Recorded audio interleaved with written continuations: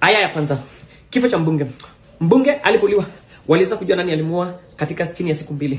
Waliweza kumfuata kutoka Mbagathi, wakafuata pikipiki zote, CCTV zote zilikuwa zinafanya kazi, wakamfuata wakajua mpaka mahali anaishi, wakapata mpaka bunduki ambayo ilimuua na wakashika mwingine akienda kuhepa kwa boda, na wote sasa wako karibu kuhukumiwa chini ya siku 3. Aya ya pili. Aya ya pili.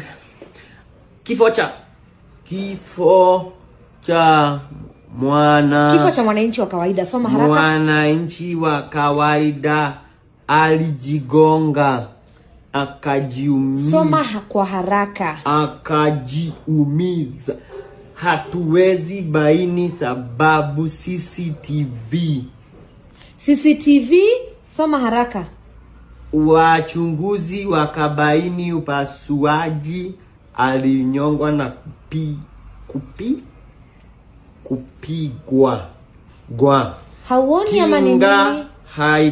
Haongei, gurumi, haifanyi kazi. Naye mtemi ana kibu na mshukiwa hangatuki kamwe kama ni hatutaki